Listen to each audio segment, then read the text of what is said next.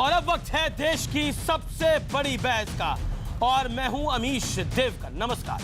करीब 3 महीने पहले राहुल गांधी ने सबको चौंकाते हुए पीएम मोदी को संसद में गले लगाकर कहा कि मैं प्यार का पैगाम दे रहा हूं, हम मोहब्बत की बात करते हैं। लेकिन गले लगाने से शुरू हुई बात अब गाली देने तक पहुंच चुकी है। कोई पीएम मोदी को राक्षस कह रहा है, कोई अनपढ़ गवार कह रहा है, तो कोई कह रहा है कि बीजेपी आरएसएस के कुत्ते ने भी बलिदान नहीं दिया है। आखिर ये कांग्रेस की सियासत में कैसा दोहरा चरित्र है। लेकिन आज राहुल गांधी ने भी भारतीय जनता पार्टी और राष्ट्रीय स्वयंसेवक संघ पर हमले की बौछार कर दी। राहुल ने कहा कि देश में दहशत का माहौल है, बीजेपी मेरे मंदिर जाने से घबरा गई है, डर गई है। मुझे अपनी पार्टी को बीजेपी जैसा बनाना ही नहीं है। लेकिन सवाल यह है कि जिस पार्टी को राहुल कोस रहे हैं उसे 19 राज्यों में लोगों ने सत्ता सौंप रखी है, केंद्र में मोदी सरकार पर भरोसा जताया है। तो सवाल यह है कि आखिर देश दहशत में है या फिर बीजेपी के हाथों बार बार मात खा रही कांग्रेस में इस समय दहशत है। आज इसी पर होगी देश की सबसे बड़ी बहस, क्योंकि आज की बहस वाकई जबरदस्त होगी।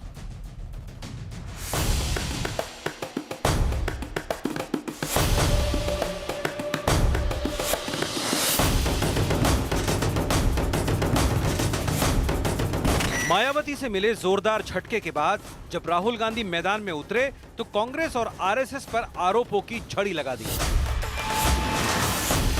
राहुल ने कहा, मुझे कांग्रेस को बीजेपी जैसा नहीं बनाना।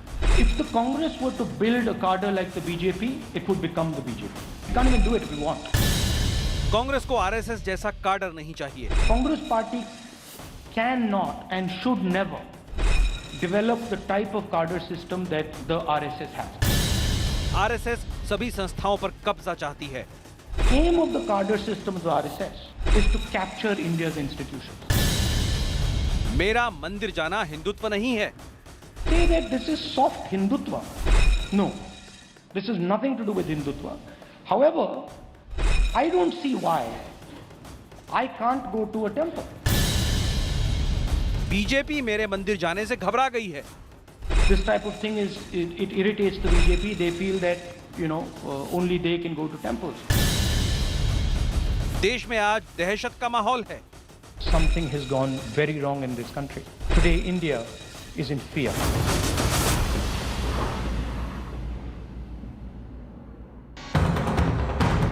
इसके साथ ही राहुल ने यह बड़ा दावा भी कर दिया कि 2019 के लिए मायावती की पार्टी के साथ गठबंधन पर कोई संकट नहीं है। And I think Mayawati ji has sort of indicated that in the national elections, the party will come together, particularly in UP. एक तरफ राहुल मोदी सरकार, बीजेपी और आरएसएस पर हमला करने में जुटे थे, तो दूसरी तरफ उनकी पार्टी के नेताओं ने पीएम मोदी और आरएसएस पर अपशब्दों की बौछार कर दी। तो एक तरफ संत और दूसरी तरफ राक्षस। अब जरा कांग्रेस के दिग्गज नेता मल्लिकार्जुन खड़गे का बयान भी सुन लीजिए। बीजेपी में, आरएसएस में इस देश के लिए, इस देश के स्वतंत्रता के लिए उनके घर में एक कुत्ता तो मरा है, क्या मजबूरी। इस तरह की उत्तेजनात्मक और आपत्तिजनक टिप्पणी किसी भी संगठन के बारे में नहीं करनी चाहिए। इससे राजनीतिक मर्यादा तार तार होती है। वैसे खड़गे ऐसे बयान पहले भी संसद में दे चुके हैं, जिस पर पीएम मोदी ने उन्हें करारा जवाब दिया था। हम कुत्तों वाली परंपरा से पले बड़े नहीं हैं। लेकिन असली मुद्दा राहुल के आरोपों का है, क्योंकि राहुल कह रहे हैं कि सरकार आम लोगों के साथ लड़ाई पर उतर आई है, इसलिए देश दहशत में है। लेकिन मुद्दा यह भी है कि इसी देश में केंद्र के साथ साथ 19 राज्यों में लोगों ने बीजेपी एनडीए की सरकार बनवाई है।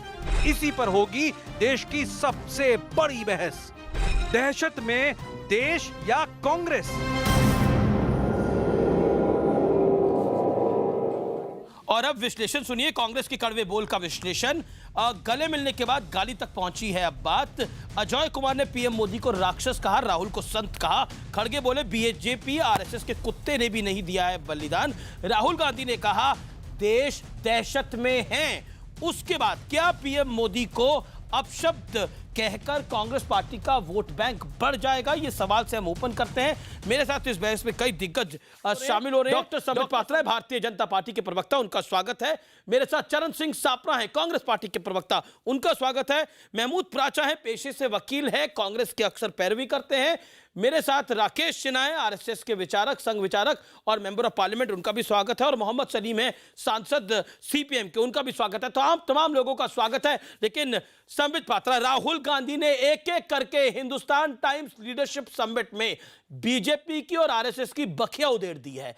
कहा है कि ये देश दहशत में है बीजेपी की वजह से, और उनको अपनी पार्टी बीजेपी जैसी बनानी ही नहीं है जिसमें नफरत हो।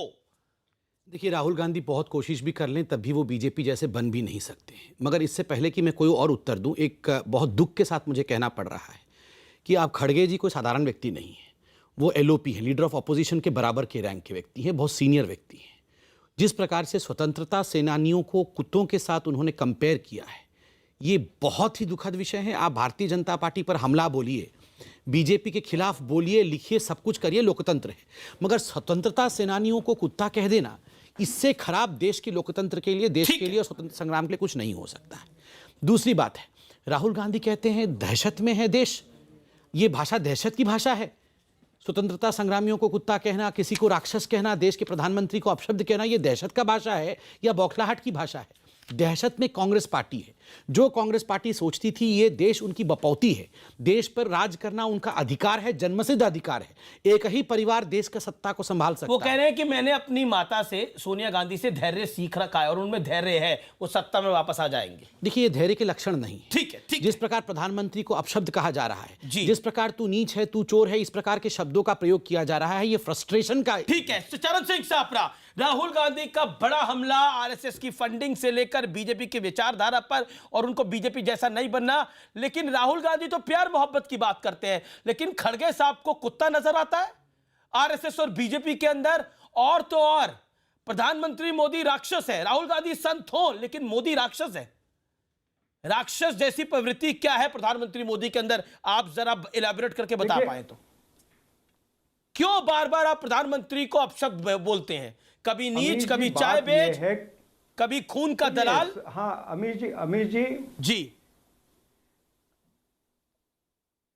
जी, भारतीय जनता पार्टी का जो इंटरप्रिटेशन है वो कोई देश का इंटरप्रिटेशन नहीं होता है। जिस तरह से अभी संबित पात्रा इंटरप्रेट करके खड़गे जी की स्टेटमेंट को बता रहे थे कि स्वतंत्र सेनानियों को अपशब्द कहे हैं, इस तरह से कुछ नहीं कहा गया। ये इनका इंटरप्रिटेशन है और देश इनका इंटरप्रिटेशन नहीं सुन रहा आजकल। सवाल ये है कि ये देश जो है ये महात्मा गांधी जी की नीति से चल रहा है और कांग्रेस पार्टी भी महात्मा गांधी जी की नीति से ही चलती है। सत्य, अहिंसा और भाईचारा के आधार पर हम चलते हैं। और भारतीय जनता पार्टी किस पे चलती है? झूठ पर और हिंसा पर और इसी तरह से बंटवारे की राजनीति करके ये लोग चलते हैं। देखिए, झूठ की बात कहें तो 2014 से आज तक इन्होंने जितने वादे किए, चाहे वो नौजवानों से वादा किया हो, महिलाओं से वादा किया हो, किसानों से वादा किया हो, दलितों से वादा किया हो, अकलियत से वादा किया हो, तमाम ये वादों से ये परे हटे हैं और इन्होंने वादा खिलाफी की है। और जहां तक मैं बात कर रहा हूं कि ये किस तरह से अत्याचार इनके राज में बड़े पुराने कांग्रेसी हैं। सापरा साहब, मैं निवेदन करता हूं आपको, मैंने 1 मिनट सुना। सापरा साहब, आप बड़े पुराने कांग्रेसी हैं। Mister Sapra, hear me out. Sambit Patra को 2-2.5 मिनट नहीं टोका, लेकिन आप मुझे सर 2-2.5 मिनट तो डिबेट शुरू करे नहीं हुए, आपने 1.5 मिनट लिया।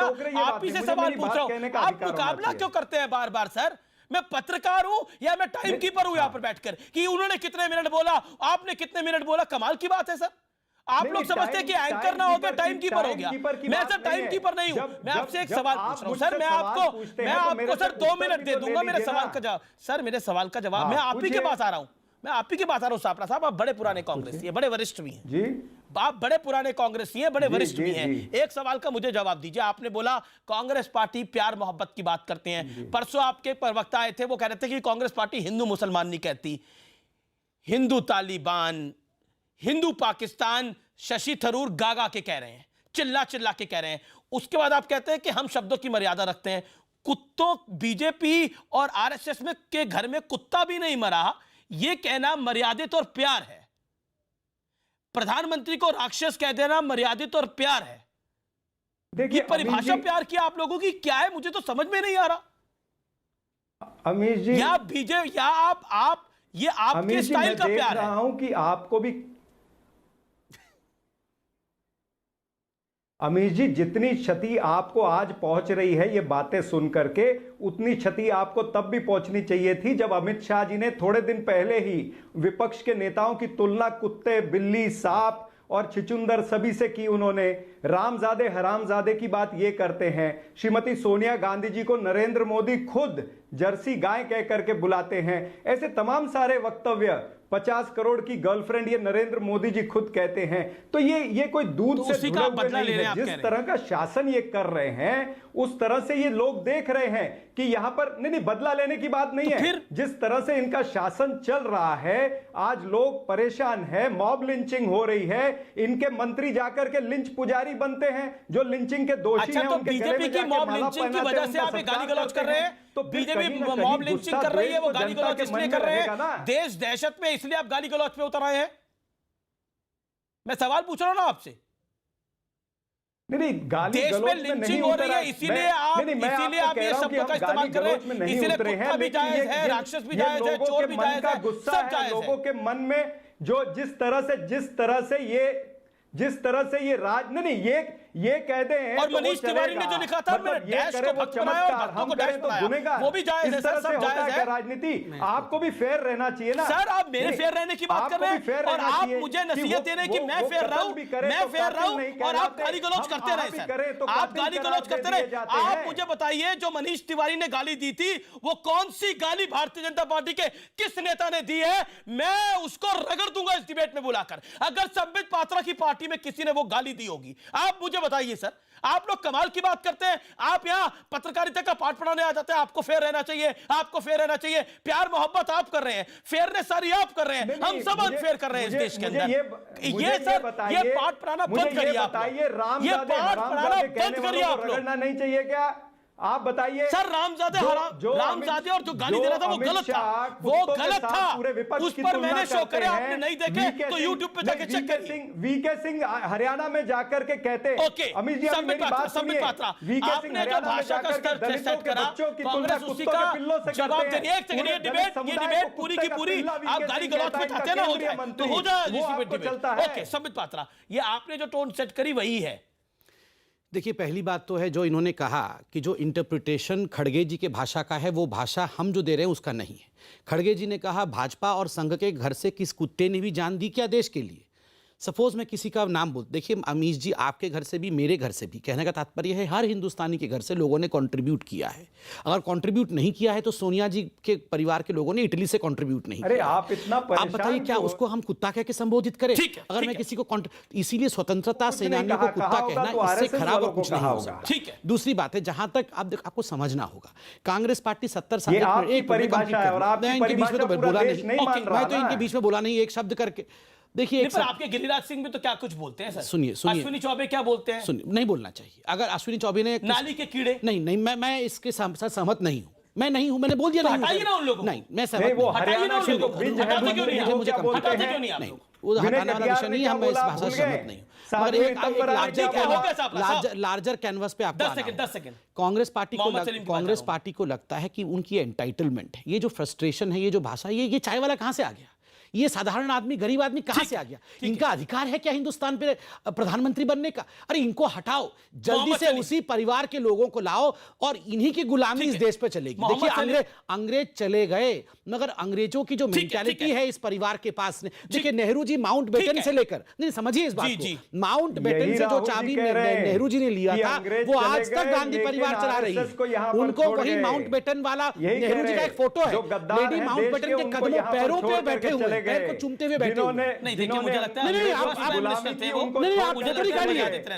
मैं जनता से कहूंगा आप वो फोटो ट्वीट करिए जिसमें प्रथम प्रधानमंत्री सम्मान से कह रहा हूं, नेहरू जी लेडी माउंटबेटन के चरणों में बैठे हुए हैं। चरणों में, देश के पहला प्रधानमंत्री लेडी माउंटबेटन के चरणों पे। तो ये जो गुलाम, तो क्या हो गया? चरणों में बैठे हुए, मैं कुछ झूठ बोल रहा हूं क्या? फोटो है। ठीक है, चरण सिंह साबरा, मैं आपको 40 सेकंड देता हूं रिबाट करने के लिए। सब लोग ट्वीट करिए। ठीक है, आपने बोल दिया, अपनी बात को रख लिया। चरण सिंह सापड़ा, आपकी टर्न है। नहीं 40 सेकंड देता हूं, फिर मैं मोहम्मद सलीम आपके पास आ रहा हूं।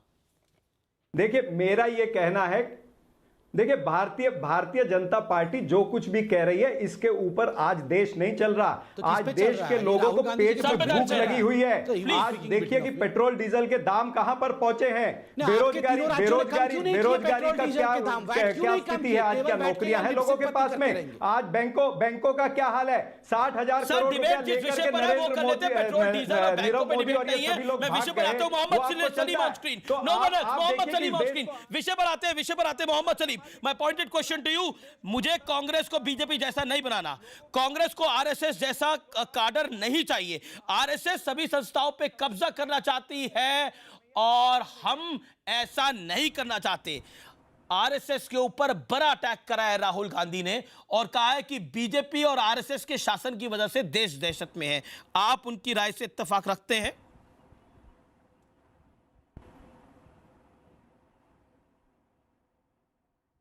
देखिए, ये कोई पहली बार बात नहीं हुई, हमने संसद में बोले हैं। यहाँ तक के जो हमारे देश के अभिनेता हैं, आमिर खान ये बोले थे, सब उस वक्त बीजेपी का बोलबाला था, लपक पड़े थे। लेकिन देश के आम जनता आज दहशत में है। क्यों? उसमें जो जितना वल्नरेबल है, चाहे महिलाएं हों, चाहे दलित हों, चाहे अकलियत हों, चाहे गरीब हो, चाहे आदिवासी हों, चूँकि एक ऐसा माहौल बना है जहाँ पे आप किसी भी अफवाह के नाम पर आप मॉब लिंचिंग कर दे सकते हो। आप किसी के भी एक सवाल के ऊपर आप विदेशी करार दे सकते हो, आप हमें पाकिस्तानी बोल दे सकते हो। तो आम जो लोग हैं, हम तो राजनीति करते हैं और हमें अभी विषय का मुद्दा ये मालूम नहीं हुआ कि राहुल गांधी का जो बयान था उसके ऊपर विषय का मुद्दा है या ये कुत्ते बिल्ली के ऊपर हो रहा है। असल में हम पिछले कई वर्षों से ये देख रहे हैं, कई वर्षों से मैं कह रहा हूँ, ये सरकार नहीं, राजनीति में जो इसका गिरावट हो रहा है, चाहे वो संसद के अंदर हो चाहे संसद के बाहर हो। और इसमें शुरुआत कहाँ से हुआ उसकी आप कहानी सुनेंगे तो संबित पात्र कहेंगे नेहरू से शुरू हुआ, नेहरू में खत्म हुआ। लेकिन हम ये कह रहे हैं कि पहला बात जब प्रधानमंत्री मोदी जी आए तो उन्होंने लाल किले से भाषण देते वक्त 15 अगस्त को ये कहा था कि विवादास्पद मामला 10 साल तक आप न उठाएं। उसके बाद जब मंत्री रामजादा हरामजादा बोली निरंजना तो साध्वी, तो उसके बाद उनको निकाल के रख देना चाहिए था बाहर मंत्रालय से, लेकिन ऐसा नहीं किया गया। जब दलित मर गया तो मंत्री कहे कि कुत्ते का पिल्ला मरने से भी हमें जवाब देना पड़ता है। यहाँ तक कि मोदी जी प्रधानमंत्री बनने से पहले हमें याद है जब ये कहा कि गुजरात में 2002 में इतने मुसलमान मर गए, आपको कोई दुख है या नहीं? टीवी एंकर के सामने उन्होंने कहा उसके बाद मैंने नरेंद्र मोदी का इंटरव्यू भी करा। He never intended that. He never intended that. That was created by the lobby to defame the prime minister, then prime minister candidate.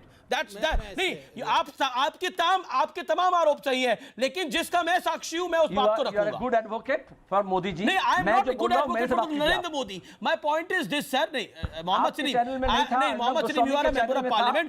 That is why I wanted to correct you on a fact. He never intended that. What he said, we should listen to it. मैं इस पे आना चाहूँ। No, मैं बोला don't be defender. Okay, I am not defending Narendra Modi. You be anchor and journalist. नहीं, I am being a journalist. पर journalist को बोलना पड़ेगा। जो सच है वो तो बोलना पड़ेगा ना सर। साध्वी निरंजन ज्योति में मैं चुप रहा, जर्सी गाय पर मैंने कुछ नहीं बोला, लेकिन जो फैक्ट है उस पर तो मुझे बोलना पड़ेगा। मैं कह रहा हूँ, मैं तो टेलीविजन का, मैं आपको वीडियो भेज दूंगा। नहीं, बिल्कुल, मैंने वो वीडियो देखा हुआ है, मैंने उस पर डिबेट करी हुई है सर। एक नहीं 3 डिबेट करी है। That is why I want to tell you. मैंने नरेंद्र मोदी का उसके बाद इंटरव्यू कर रखा है। That is why I want to tell you sir. I want to put it on record tonight. सवाल है राजनीति का। ठीक है, आपने अपनी बात को रखा। अच्छा, ठीक है, संबित पात्रा, देश डरा हुआ है क्योंकि आप लोगों के मंत्री लिंचर्स को सम्मान देते हैं। मोहम्मद सलीम का बड़ा कैटेगोरिकली और फैक्चुअल जवाब है क्योंकि आपके मंत्री लिंचर्स को जवाब देते हैं। Jana Sena is one of them, you know that. उसके अलावा एक दहशत का माहौल है देश के अंदर। आमिर खान को भी कोट करा मोहम्मद सलीम ने और आमिर खान ने वो बात बोली थी। What is your take? और राहुल गांधी भी कह रहे हैं कि देश दहशत में आप लोगों ने कर रखा है। देखिए, देश में दहशत है, मुसलमान कोई भी यहाँ सुरक्षित नहीं है, फिर ये रोहिंग्यान और बांग्लादेशी को अपने घर में क्यों रखना चाहते हैं? रहो रोहिंग्या, यहीं रहो, सबसे अच्छी जगह है। कोई रोहिंग्या जा रहा हो तो यहाँ इनका एकदम प्राणहरण हो जाता है। कोई बांग्लादेशी अगर लिस्ट में आ जाए कि एनआरसी में उसका नाम आ गया बांग्लादेशी का, नहीं, they should stay in India. ये सबसे ज्यादा फड़फड़ाते यही लोग हैं। मेरे रोहिंग्या भाई, मेरे बांग्लादेशी सबसे ज्यादा सेफ इंडिया। आपके बीच में तो नहीं बोल रहा था सलीम साहब, सुन लीजिए। आप अपने विरोधियों को पाकिस्तानी भी कह देते लेते हैं। हाँ, मैं बिल्कुल, मैं तो बड़े, जो कहता है ना कि पाकिस्तान अच्छा है इंडिया खराब है, जो कहता है कि रोहिंग्या को इंडिया में रखना चाहिए, रोहिंग्या हमारे भाई है, मैं तो सीधा ठोक के कहता हूं वो पाकिस्तानी है, अभी भी कह दूंगा। पर कांग्रेस कहती है कि आरएसएस पाकिस्तानी है, बीजेपी की पाकिस्तान के साथ सेटिंग है, ये कांग्रेस पार्टी ने इल्जाम लगाया, रणदीप सुरजेवाला ने लगातार बोला। देखिए, कांग्रेस पार्टी पूरी तरह से मानसिक संतुलन खो बैठी है, वो कुछ भी बोलते रहे, कुत्ता बिल्ली सब बोल रही। क्यों?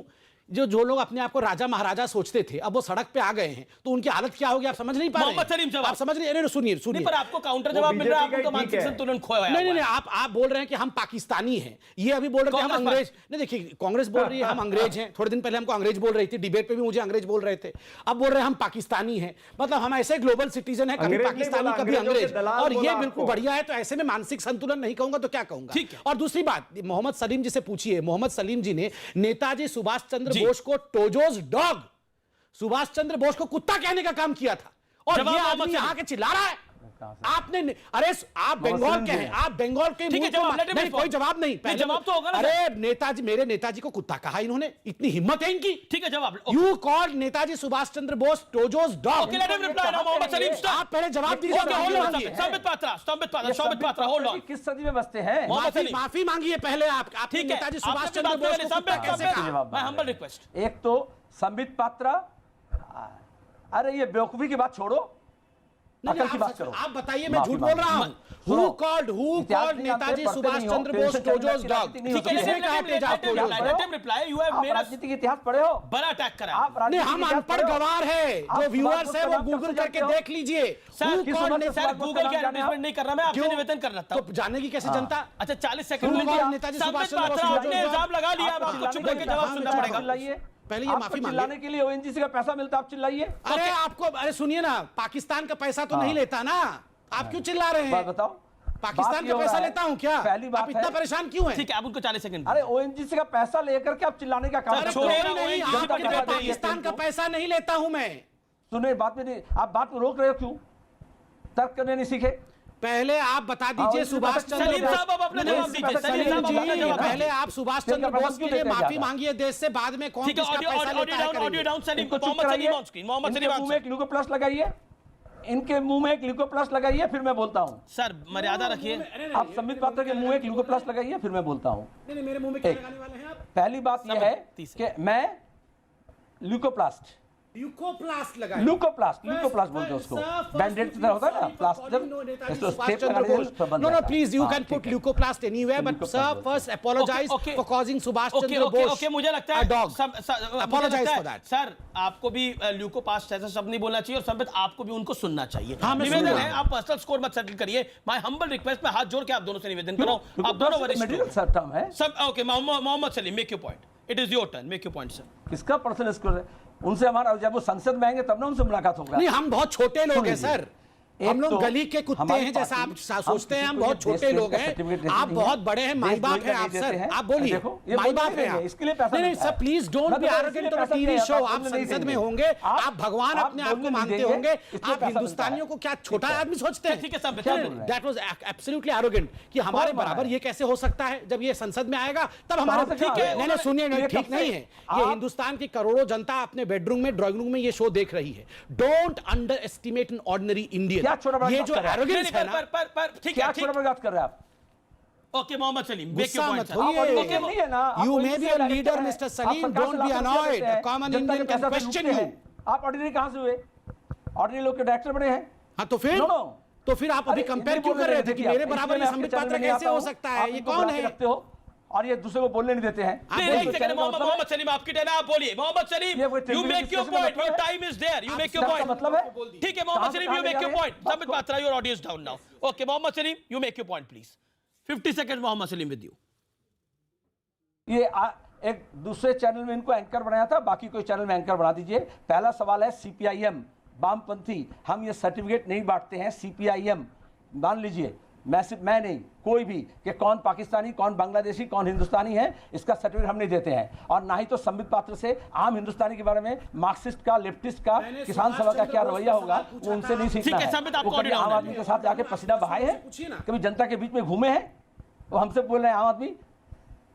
अभी सवाल ये है कि मैं ये कह रहा हूं कि हमें ये जो गिरावट हो रहा है राजनीति में, ये इस कारण हो रहा है कि टेलीविजन चैनल में टीआरपी बढ़ाने के लिए कुछ भाड़े के ऐसे लोगों को जुगाड़ किया गया है जो राजनीति इतिहास नहीं जानते, राजनीति नहीं जानते, कभी जनता के सवालों को लेकर लड़े नहीं जानते। मैंने आपसे एक पॉइंटेड सवाल पूछा, कभी धरना में नहीं बैठे, कभी महंगाई के मार नहीं पड़ा और सरकारी पैसे में पालने हुए लोग सर, ये सब सरकारी सुभाष चंद्र बोस सरकार हो, ऐसे लोगों को पाला जाता है। Sir, he is not answering. How can I help it? ये सुभाष चंद्र बोस को डॉग कहेंगे, ठीक है। उनको जवाब मांगने के लिए बढ़ा दिया जाएगा। आपकी पार्टी ने कहा था या संबित पात्रा गलत बोल रहे हैं? जवाब दे दीजिए मोहम्मद सलीम। 20 सेकंड और देता हूं मैं आपको, मैं 20 सेकंड और देता हूं आपको। 1 second Sambit, you will not. मैं कुछ नहीं बोल रहा हूं, मैं माफी का इंतजार कर रहा हूं। इतिहास के बारे में कोई धारणा नहीं है। जब नेताजी सुभाष बोस थे तब सीपीआईएम पार्टी थी नहीं। मोहम्मद सलीम तो छोड़ दो, सीपीआईएम पार्टी भी नहीं बनी थी। टोजोस डॉग किसने कहा था? और आरएसएस किसने कहा था? महमूद प्राचा, tonight we are debating मालूम नहीं है scathing attack of Rahul Gandhi और RSS and Bharatiya Janata party. यानी राहुल गांधी ने बोला बीजेपी उनके मंदिर जाने से डरती है, लोगों को देश में दहशत में रखती है। क्या आपको लगता है? What is your take on that story? देखिए, आज संबित पात्रा जी अकेले हैं, हम लोग 3 हैं, तो मैं थोड़ा सा इनकी तरफ से भी बोलना चाहता हूं, कृपया मुझे मौका दे। और मैं प्रधानमंत्री जी, देखिए हम तो देश के नागरिक हैं, पर हमारा अधिकार है प्रधानमंत्री जी से किसी बात पे खुश हों, किसी बात पे नाराज हों। तो मैं पहले ये बताना चाहता हूं, प्रधानमंत्री से खुश किस बात पे, फिर बताऊंगा नाराज किस बात पे। पहले हम खुश इस बात से हैं प्रधानमंत्री से कि पहले से ज्यादा वो सुंदर लगते हैं, अब देखने में बहुत उनकी सुंदरता बढ़ गई है जी। दूसरा जो हम उनसे खुश हैं, जिससे मैं पसंद करता हूं, कि वो कपड़े बहुत ही बेहतरीन पहनते हैं और मैं बहुत इस बात से उनसे इंप्रेस्ड हूं। तीसरी चीज जो मैं उनसे इंप्रेस्ड हूं वो इस चीज से हूं कि वो बहुत बड़ा अगर झूठ भी बोल रहे होते तो इतने अच्छे शब्दों से बोलते हैं कि वो सच लगने लगता है लोगों को। तो ये 3 चीजें मुझे उनकी अच्छाई लगती है, जिसकी मैं तारीफ कर रहा हूं। अब दूसरी बात जो है, अब ये बहुत सारी कमियां भी हैं उनकी, वो भी मैं उनकी क्रिटिसाइज नहीं करना चाहता हूं, पर पहले मैंने तारीफ की। जो राहुल ने बोला बीजेपी डरती है मंदिर जाने। देखिए, ये मेरी बात सुनने नहीं चाहते। बोलिए आपकी टर्न है, बोलिए। मैंने संबित का ऑडियो डाउन कर दिया, 20 सेकंड और बोलिए। ऑडियो मैं तो बोल ही नहीं रहा, मेरा ऑडियो क्यों डाउन करेंगे? मैं तो बोल ही नहीं रहा हूं, मेरे को क्या ऑडियो डाउन क्यों करना है? आप बोलिए, महमूद बोलिए। पहली बार आ रहे हैं महमूद। मुझे तारीफ भी नहीं करने देंगे मोदी जी की। मैं पहली बार तो तारीफ कर रहा हूं मोदी जी की, करने दीजिए प्लीज। जितनी तारीफ आप लोग करते हैं उससे हमारी सीट बढ़ती है। हम तो चाहते हैं चुपचाप हम तारीफ सुने। अरे थोड़ा गुजरात के बारे में कर रहा हूं मोदी जी की, इतने अधिक सुंदर लगते हैं वो। बहुत बढ़िया, सुंदर लगते हैं, पहले नहीं लगते थे। बहुत अच्छी बात है जी। तो मैं बड़ा इससे इंप्रेस्ड। अरे अब आप किसकी सुंदरता देखते हैं? वो इस नहीं, मोदी जी सबसे ज्यादा सुंदर लगता है, सबसे ज्यादा पैसा खर्च करते हैं, सबसे ज्यादा पैसा खर्च करते हैं, वही को सबसे ज्यादा देखते हैं, सबसे ज्यादा सुंदर कोई लग रहा है आजकल। इतना पैसा खर्च करने के बाद तो कोई भी सुंदर लगेगा। राहुल सुंदर नहीं लगते आपको? खैर अब मैं काम की बात तो करने दीजिए। काम मतलब अभी तक बेकार की बात कर रहे थे, खुद ही मान रहे हैं। क्या है वो राहुल जी से भी ज्यादा सुंदर लगने लगे। आपने देखा है? अभी तक खुद बोल रहे हैं कि काम की बात मैंने नहीं की। पहले नहीं लगता, देखने में सुंदर। अरे सर, मैं प्रधानमंत्री के कपड़ों पर उनकी सुंदरता पर डिबेट नहीं कर रहा सर। सुन तो लीजिए। कमाल, मैंने इतना सीरियस सवाल पूछा महमूद प्राचा आपसे। मैंने पूछा, राहुल गांधी ने बोला कि आरएसएस बीजेपी मेरे मंदिर जाने से डरती है, इस पर जवाब क्या है? आप सुंदरता कपड़े लत्तों में उलझ गए। वो एक्चुअल में, सॉरी मैं माफी चाहता हूं, मोदी जी की तारीफ करना चाहता था क्योंकि आज ही अकेले थे, पर मैं बता रहा हूं देश क्यों डरता है। अमित शाह जी ने अभी ये कहा था 24 सितंबर को राजस्थान जाके कि देश में 100 करोड़ घुसपैठिए घुस आए हैं, तो इस वजह से पूरा देश डरता है इनसे। ये 100 करोड़ घुसपैठिए, प्लीज आपको अमित शाह जी का दिखाइए बयान। 100 करोड़ घुसपैठिए घुसाइए, घर में मैन्युफैक्चर करते हैं डाटा। आप बताइए कितना सुंदर डाटा बनाया है। ठीक है, Rakesh Sinha wants to rebut. Okay, member of parliament and RSS thinker Rakesh Sinha. अभी ठीक है, महमूद प्राचा ने काफी बातें बोली, लेकिन और मोहम्मद सलीम भी उससे पहले थे। राकेश सिन्हा थोड़ा लेट ज्वाइन कर रहे हैं। मैं बड़ा पॉइंटेड सवाल पूछता हूं। राहुल गांधी कह रहे हैं आरएसएस अपना फंड कहां से लाती है, और आरएसएस बीजेपी उनके मंदिर जाने से घबराई हुई है, डरी हुई है, और आरएसएस सारे संस्थानों पर कब्जा करना चाहती है। देखिए, अभी मैं अभी प्राचा साहब को सुन रहा था और सुनकर मुझे यह लगा कि भारत की बौद्धिकता क्या इस स्तर पर आ गई है कि अपने प्रधानमंत्री के बारे में ऐसी टिप्पणियां करें।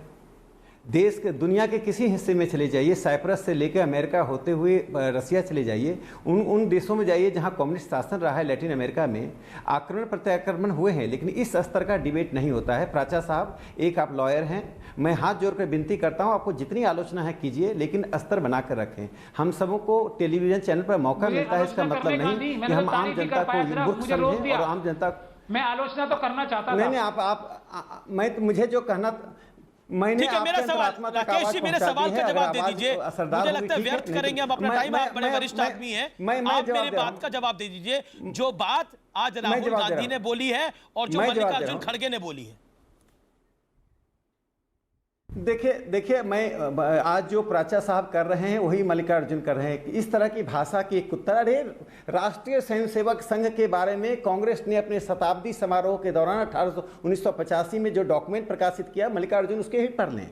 वास्तव में दास भाव इतना अधिक आ गया है कि यदि राहुल गांधी छीकेंगे तो सभी कांग्रेसी छीकेंगे। राहुल गांधी यदि लंदन की धरती पर जाकर देश की आंतरिक राजनीति का बखिया उगेरेंगे तो देश के भीतर मल्लिकार्जुन वही काम करेंगे। मल्लिकार्जुन वही है जो पार्लियामेंट के अंदर आरएसएस के बारे में बोलिए ना जरा, धमकी दे रहे थे। आरएसएस की नीतियों के बारे में बोलिए ना। जो लोग मानसिक रूप से असंतुलित होंगे, अरे बोलने तो दीजिए, जो लोग मानसिक रूप से मानसिकता तो आरएसएस की पूरे देश ने देख ली है भाई साहब।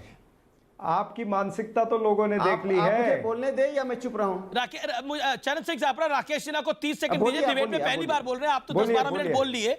राकेश सिन्हा को 30 सेकंड दे दीजिए, फिर आप अपनी बात को रखिएगा। 30 सेकंड राकेश सिन्हा। कोई बात, मैं सिर्फ इतना ही कहना चाह रहा हूं कि राहुल गांधी की अपरिपक्वता, राहुल गांधी की अपरिपक्वता। देखिए, मैं बहुत सामान्य व्यक्ति हूं, सापरा साहब आपकी तरह विद्वान नहीं हूं, इसलिए भूल भी सकता हूं। राहुल गांधी की अपरिपक्वता के कारण पाकिस्तान ने संयुक्त राष्ट्र में क्या कहा, और मल्लिकार्जुन और राहुल गांधी वही काम कर रहे हैं। पाकिस्तान के अपने आकाओं को संतुष्ट करने के लिए नैतिक कर्तव्य का पालन कर रहे हैं। आखिर पाकिस्तान के बात कैसे झूठी होगी? आरएसएस आतंकवादी संगठन है, चूंकि 1,70,000 सामाजिक आर्थिक परियोजनाएं चला रहा है। हजारों लोग पढ़े लिखे, एमबीए किए हुए लोग, डॉक्टर इंजीनियर बने हुए लोग घर द्वार छोड़कर समाज का सेवा कर रहे हैं, अपने माँ बाप को छोड़कर समाज का सेवा कर रहे हैं। जी ओके, चरण सिंह छापरा, जो बात रिबट कर दूं? रहा, बिल्कुल आप रिबट करिए। जो राकेश सिन्हा ने बात करी है उसको आप रिबट करिए।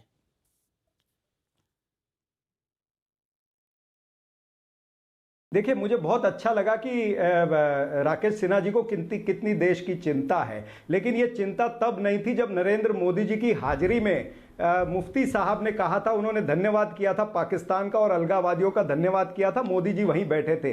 ये तब इनको चिंता नहीं हुई जब मसरत आलम को छोड़ा गया, आसिया अंद्राबी को छोड़ा गया। तब इनको चिंता नहीं हुई जब 4 साल जो अलगावादी नेता है, चाहे वो यासीन मलिक है, चाहे मीरवाइज फारूक है, चाहे जिलानी है, वो खुलेआम घूम रहे थे। तब इनको अफसोस नहीं हुआ जब एक तरफा युद्ध विराम हुआ। एक तरफा युद्ध विराम 2 देशों की आर्मी के बीच में होता है। 70 साल में पहली बार भारतीय जनता पार्टी की सरकार ने क्या किया? भारत की आर्मी और पाकिस्तान के आतंकवादियों के बीच में युद्ध विराम किया। तब इनको शर्म नहीं आई। जब आईएसआई को इन्होंने रेड कारपेट वेलकम पठानकोट में दिया, जब इनका अपना पदाधिकारी ध्रुव सक्सेना पकड़ा जाता है, आईएसआई का दलाल निकलता है। जब इनका पदाधिकारी निरंजन हिजोई आसाम का, वो आईएसआई का दलाल निकलता है, तब इनको शर्म नहीं आती। इनके मेंबर पार्लियामेंट नेपाल सिंह कहते हैं आर्मी में लोग जाते हैं मरने के लिए। नितिन गडकरी मुंबई में आके नेवी के सैनिकों का अपमान करते हैं। ठीक है राकेश सिन्हा, मैंने आपको 40 सेकंड दिए, 40 सेकंड से ज्यादा दिए। Rakesh Sinha 30 second for you. Rakesh Sinha 30 second for you, then Mohammed Salim. वो सरहद पर रहते हैं और Rakesh Sinha 30 second for you. Rakesh Sinha 30 second for you करते हैं और ये लोग कोई एक्शन नहीं लेते हैं। सर, अगर वो गलत कर रहे हैं तो आपका गलत सही कैसे हो सकता है? मुझे समझ में नहीं आता। राकेश सिन्हा, नहीं, अच्छा, राहुल गांधी के मंदिर जाने से डरती है आरएसएस? राहुल गांधी के मंदिर जाने से डरती है आरएसएस? जो राहुल ने बोला, जवाबदारी है। और आपके फंड कहां से आते हैं? ये भी सवाल का जवाब होती है देश के प्रति। ठीक है, जवाब राकेश सिन्हा। देखिए, राहुल गांधी की सूडो सेकुलरिज्म से सूडो सेफ्रन तक की यात्रा है। ना वो धर्मनिरपेक्ष हैं, ना वो सैफरन हैं। मैं उनको एक चीज बता दे रहा हूं कि मंदिर जाएं, मस्जिद जाएं, गिरजाघर जाएं, पहले मिजोरम के कांग्रेस पार्टी को बोले चर्च के आदेश पर अपनी पार्टी यूनिट बनाना। चर्च जो घोषणा करती है उसके अनुसार से मिजोरम की कांग्रेस पार्टी करती है। राहुल गांधी मिजोरम में जाकर बाइबिल पढ़ते हैं। आप जाकर बाइबिल पढ़ें।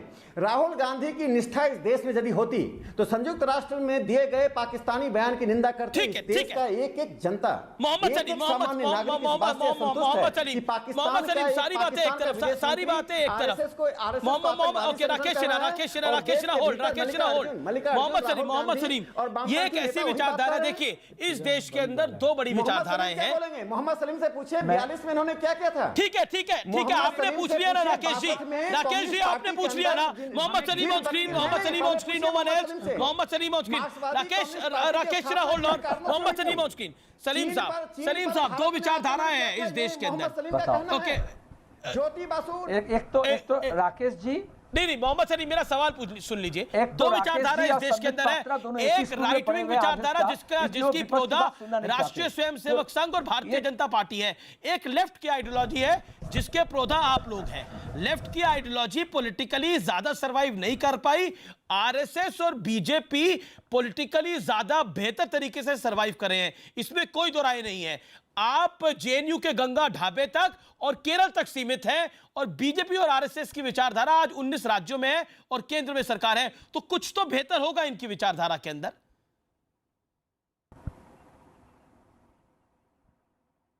आप अभी देखें, राकेश जी और संबित पात्रा दोनों एक ही स्कूल में पढ़े हुए आरएसएस का, वो विरोधी पक्ष की बात को रखने ही नहीं देना चाहते। तो पूरे देश में एक ऐसा माहौल बना रहे हैं जहां पे सिर्फ उनकी बातें रहेगी, और दूसरी बात अगर हम करेंगे तो वो देशद्रोही हो जाएंगे। आप सरकार की आलोचना नहीं कर पाते, आप प्रधानमंत्री के विरोध में नहीं बोल सकते, और तथ्य के आधार पर अर्थनीति क्या हो रही, राजनीति क्या हो रही, आम जनता की परेशानी कहाँ है, खेती की परेशानी कहाँ है, बेरोजगारी का सवाल क्या है, ये सबसे हट करके हिंदुस्तान पाकिस्तान, हिंदू मुसलमान, मंदिर मस्जिद, इस तरह के, इसको ये दक्षिण पंथा का मामला होता है। वाम पंथा का मतलब है, हम कह रहे हैं 2 करोड़ बेरोजगार को नौकरी देने का वादा था। राहुल गांधी कहते हैं ना आज वहां इंटरव्यू में, वहां जाके क्यों कहते हैं मैं मंदिर जाऊंगा तो डर जाते हैं। विषय हो कि हमारा जो आवास का मामला है, चिकित्सा का मामला है, शिक्षा का मामला है, ठीक है, आपको सुना। सरकार बनती है 5 साल में, इसके लिए नहीं कि इस देश को पाकिस्तान बनाना है या पाकिस्तान को हिंदुस्तान बनाना है। ठीक है, जवाब पॉइंटेड सवाल पूछे, जवाब दीजिए, जवाब के बारे में बात होना चाहिए। ठीक है, में करते हैं आपकी सरकार बनी, लेकिन आप इस देश को पाकिस्तान बना रहे हैं। इस सदी की बात करें, अभी शांत हो जाए। ठीक है, अब आप जवाब दीजिए। 19 राज्यों में आज भाजपा और राहुल गांधी के मंदिर जाने से डर भी रहे हैं। देखिए, आज 19 राज्यों में भाजपा की सरकार है और गंगा ढाबा तक,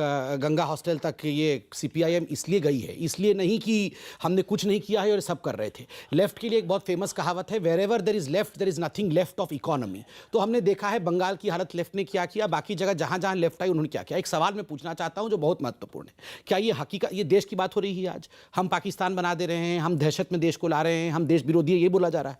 मैं याद दिलाना चाहूंगा V S Achuthanandan, grand old man of left, आप केरल की बात कर रहे थे, उनको क्यों डिमोट किया गया सीपीआईएम के अंदर? इसलिए क्योंकि 62 के युद्ध में उन्होंने गलती से इनके पॉलिट ब्यूरो के मीटिंग में कहा था कि चलिए हम इंडिया के जवानों को खून देंगे, जबकि सीपीआईएम ने ये रूल बनाया था कि हमें खून देना है तो चाइना के जवानों को देना है। Mohammed Salim 30 second, Mohammed Salim 30 second, Mohammed Salim counter him, Mohammed Salim 30 second counter him, Mohammed Salim 30 second counter him. Hold on, Advani ji के नाम सुने या नहीं सुने? मोहम्मद सलीम जी, आप बताइए, आप चाइना के हैं या इंडिया के हैं? पहले ये बता दीजिए आज के शो में कि आप चाइना को सपोर्ट करते हैं या इंडिया को सपोर्ट करते हैं? कहिए। मुरली मनोज जोशी भी अध्यक्ष है बीजेपी का। नहीं, आपको तो मैंने स्पेसिफिक क्वेश्चन पूछा। वीएस अच्युतानंदन जी ने अपने इंटरव्यू में कहा, इंडियन एक्सप्रेस ने भी छापा कि उनका डिमोशन इसलिए हुआ बिकॉज वीएस अच्युतानंदन खून देना चाहते थे इंडिया के जवानों। बजा रहे हो मोदी जी, अरुण जेटली जी, अरे देश का ये मैंने क्या सवाल पूछा, ये क्या रिबटल कर रहे हैं? वीएस अच्युतानंदन जी को डिमोट किया गया क्योंकि वो इंडिया के जवानों को खून देना चाहते हैं। देशद्रोही कौन है? मैं छोटे से अंतराल के लिए रोक रहा हूं, छोटे से अंतराल के बाद तुरंत वापस आ रहा हूं। आप देख रहे हैं आर पार का ये बेहद एक्सप्लोसिव एडिशन, ब्रेक के बाद।